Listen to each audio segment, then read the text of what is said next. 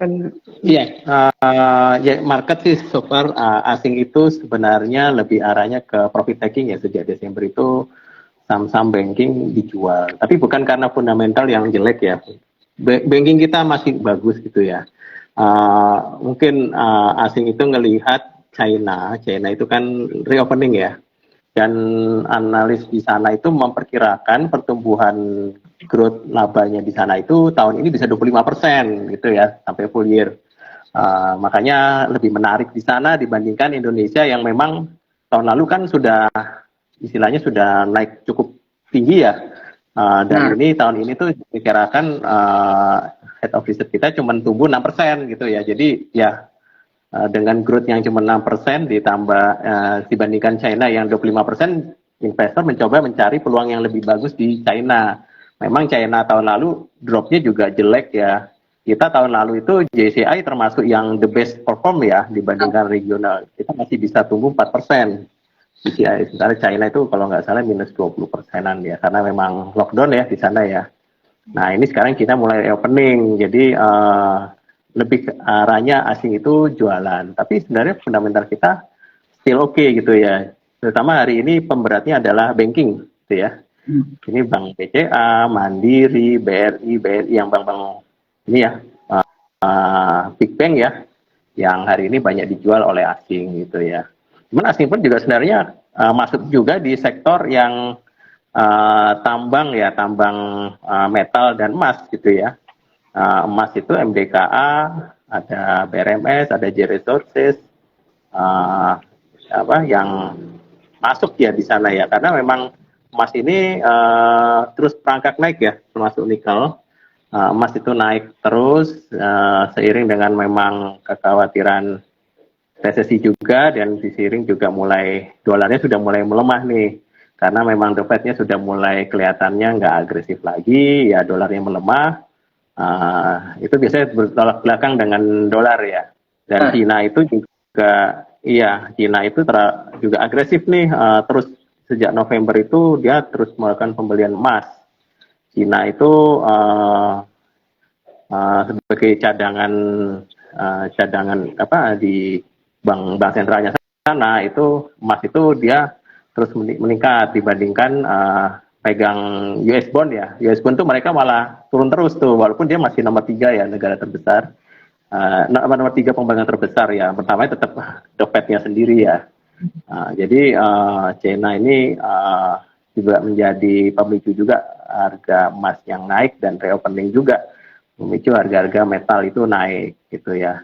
Nah kalau banking sendiri sebenarnya mungkin kalau orang khawatir tentang suku bunga terus naik, nanti suku bunga naik berarti suku bunga pinjaman naik sih, saya rasa belum ada ya data yang menunjukkan itu. Bahkan suku bunga deposito sekarang itu masih di bawah BI rate ya. BI rate sudah 5,5%, sekarang suku bunga yang deposito itu masih 3,8% gitu ya, masih jauh. Itu menunjukkan bahwa likuiditas di perbankan itu masih baik. Jadi kalau perbankan masih bagus likuiditasnya, ngapain dia naikin suku bunga? Walaupun BI rate-nya sudah naikin di atasnya gitu kan. Dan akhirnya kalau suku bunga pinjaman yang suku bunga deposito nggak ada yang naikkan, ya nggak naikin suku bunga pinjamannya. Suku bunga pinjaman sampai full year akhir tahun masih stabil. Contohnya kayak yang konsumsi masih di level 10% gitu ya, masih stabil. Nah, jadi so far kekhawatiran bank untuk kondisi saat ini sebenarnya time to ini ya, accumulate ya. Karena price to book value-nya bank value TBV-nya bank itu secara overall sekarang di 1,7 kali, sudah di bawah rata-ratanya di 2 kali gitu ya. Jadi kenapa nggak masuk gitu ya? Ini fundamental, bukan karena fundamentalnya jelek. Sampai Desember masih baik gitu ya, likuiditas masih baik, potensial loan growth-nya juga masih ada gitu ya. Ya, jadi mungkin itu yang saya rasa memang karena asing lebih profit taking. Mungkin itu aja sih update dari Mas. Saya Pak Sikil. Iya. Oke, Pak Dik. Jadi lebih banyak karena faktor investor asing ini profit taking ya Pak ya. Kalau seumpama dari segi misal kebijakan moneter dari The Fed, apakah masih akan berpengaruh? Karena kalau kita lihat beberapa global highlight informasinya itu adalah bahwa per Selasa ini nanti kan per hari Selasa ini kan nanti ada ini ya komentar terkait The Fed bagaimana sih terkait arah kedepannya seperti apa kayak gitu. Apakah menaikkan lagi tingkat suku bunga ataukah seperti apa? Apakah terkait The Fed rate ini masih akan tetap berpengaruh ke pasar modal kita nih Pak Adi? Selain tadi tentunya karena faktor apa? Karena faktor investor asing profit taking tadi. Ya. Ya, jadi kalau The Fed itu sejak risalah kemarin atau FOMC minutes itu, The Fed sudah bilang mereka akan fight inflation sampai memang titiknya itu rendah. Ya, target dia masih jauh ya 2%. Tapi ini kan minggu ini juga akan diumumkan inflasi juga ya. Dan itu diperkirakan oleh konsensus ekonomis itu sudah akan turun lagi ya, akan turun lagi. Jadi dengan catatan ini akan turun lagi menjadi 6,5%. Dari 7,1%. Jadi kalau itu tercapai, berarti upaya kenaikan suku bunga itu sudah berhasil. Nah kalau memang setidaknya inline ataukah lebih baik di 6,1 atau 6,4, itu tentunya akan lebih baik lagi supaya The Fed itu tidak naikin suku bunga lebih agresif. Nah sampai hari ini pun probabilitas The Fed naikin itu masih ada. Tapi hanya sedikit ya, cuma 25 basis point lagi, jadi mungkin jadi 4,75% di bulan Februari tanggal 2 itu kenaikannya. Jadi pasar itu sebenarnya udah ngelihat The Fed itu udah istilahnya terminal rate-nya itu sudah 5,25, itu udah nggak kuat lagi ya. The Fed kalau udah di atas 5 dan itu bertahan setahun nggak kuat, Amerika bakal ambruk. Itu sejarahnya memang seperti itu gitu ya, waktu di tahun 2008 pun The Fed itu pernah di 5,55% lah ya. Hanya 6 bulan saja ekonomi Amerika itu hard landing gitu ya, ambruk gitu ya. Dan akhirnya The Fed akhirnya memangkas juga yang secara agresif juga, artinya dovish yang agresif.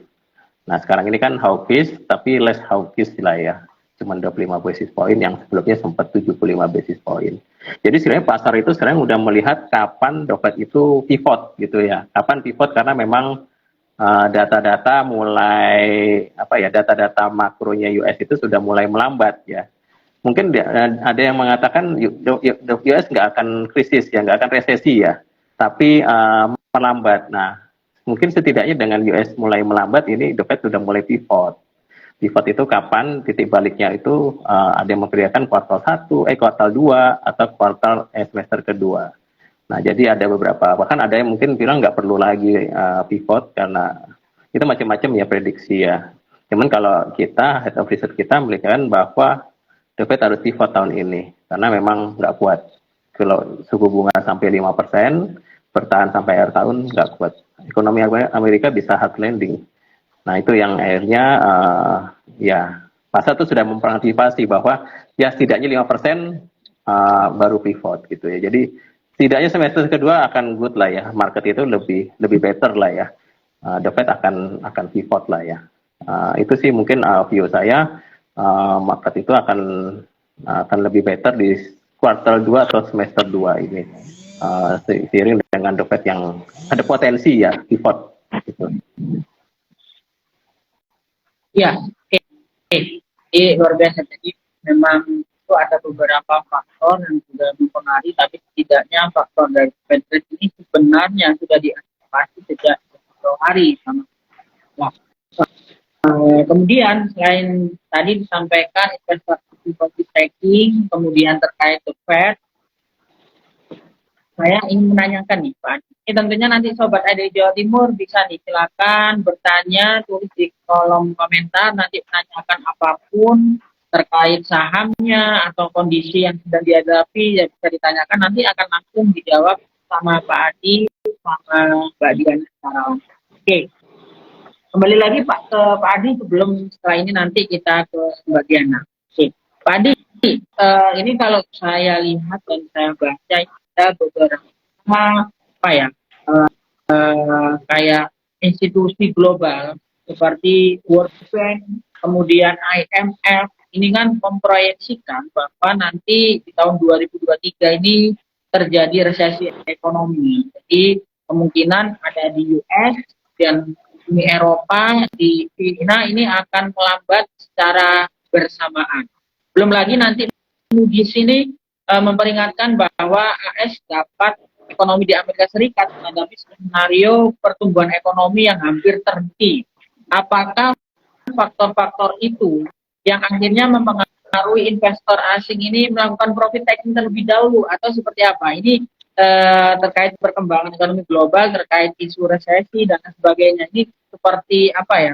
Seperti juga ditegaskan sama IMF, kemudian World Bank dan juga Moody's ini pun juga menyampaikan seperti itu. Kalau view-nya dari Pak Adi seperti apa?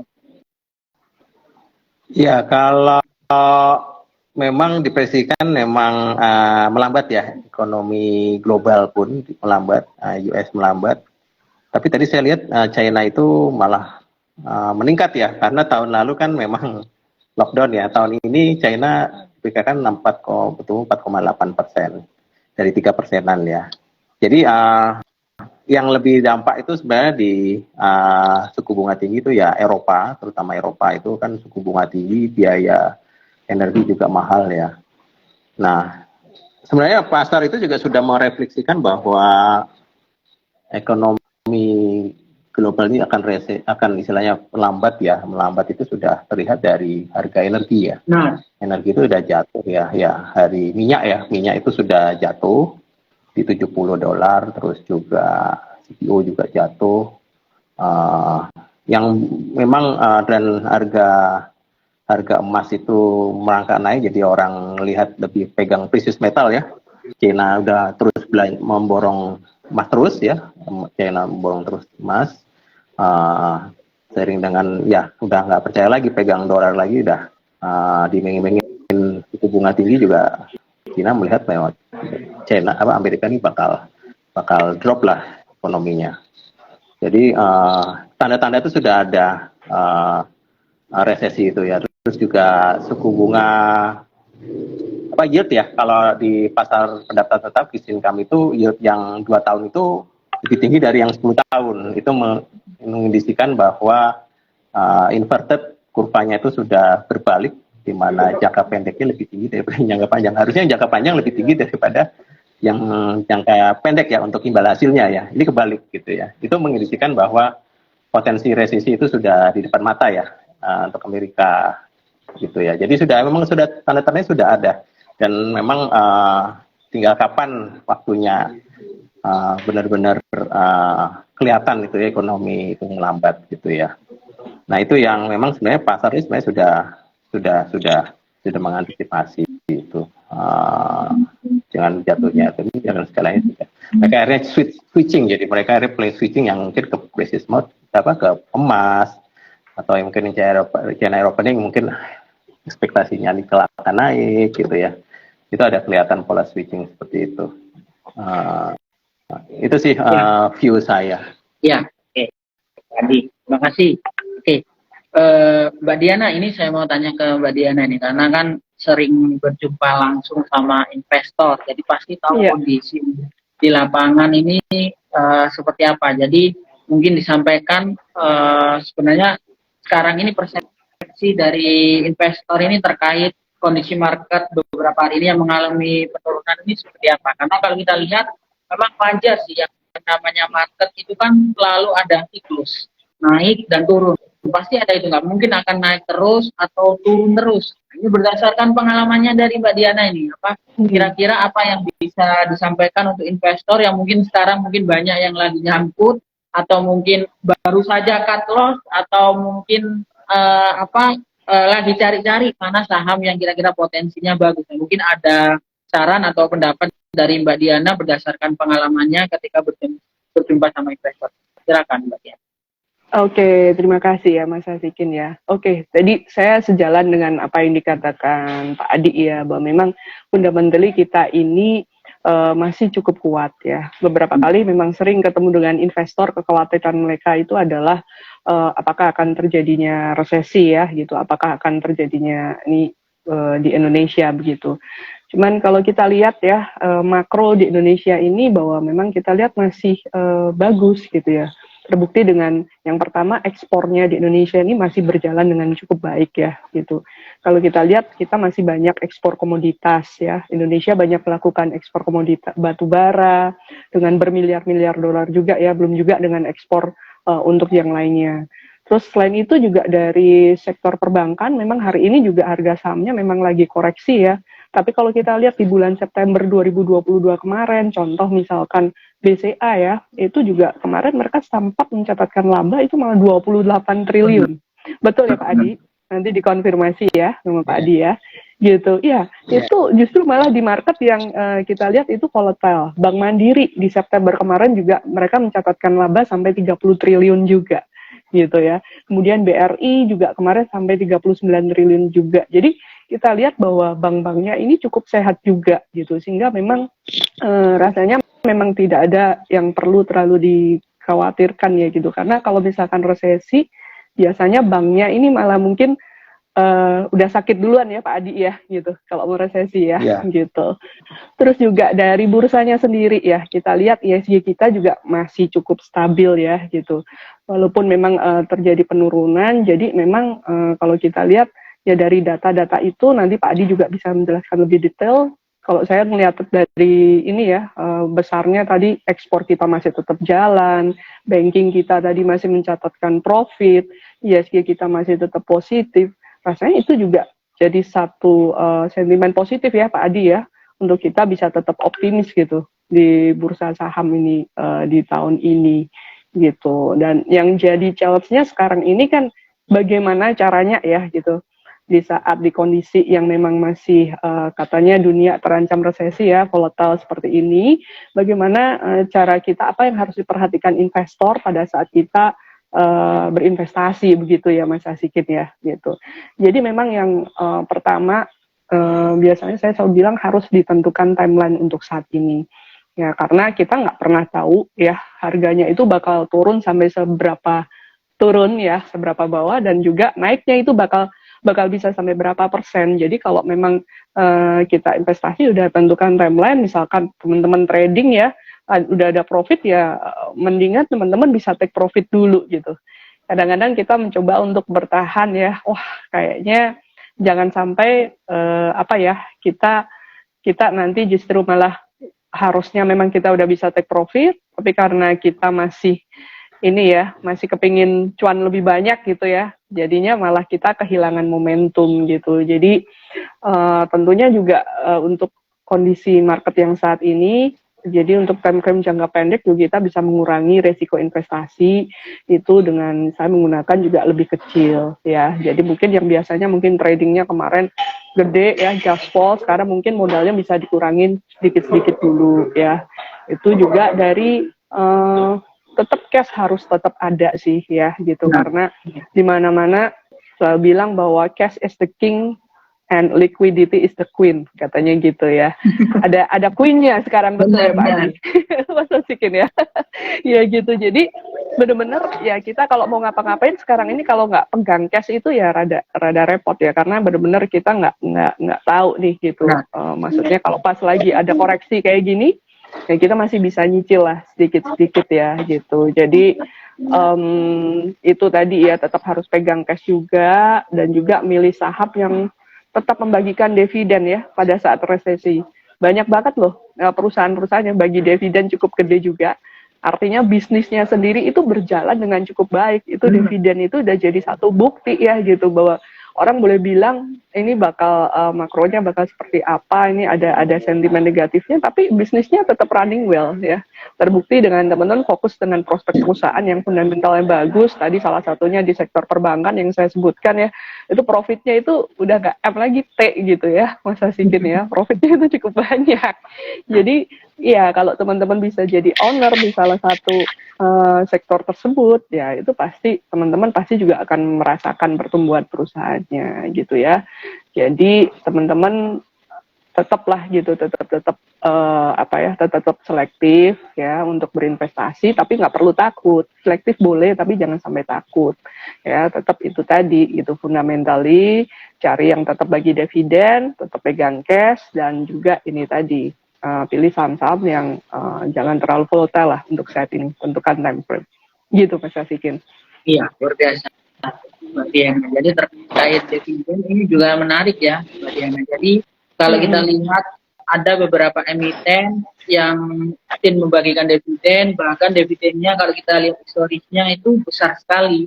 Dan ketika sekarang harganya turun, maka kalau kita hitung dividen yieldnya, dividennya dibagi dengan harga saham sekarang, banyak yang dividennya ini ternyata bisa lebih dari 10% dari harganya yang sekarang. Mumpung harganya murah. Tapi kalau kita bandingkan sama pendapatannya selama mungkin triwulan ketiga 2022 aja deh kita lihat, ternyata pendapatannya atau laba bersihnya ini malah naik. Jadi ada kemungkinan nanti pembagian dividennya bisa lebih besar. Dan kalau kita dapatkan di harga murah sekarang, ini kan luar biasa. Jadi mungkin dari dividen yield kita dapat 10% aja udah cukup besar sekali, kayak gitu. Ini luar biasa. Ini momentum seperti sekarang jarang terjadi ya, Mbak Diana ya. Iya, betul.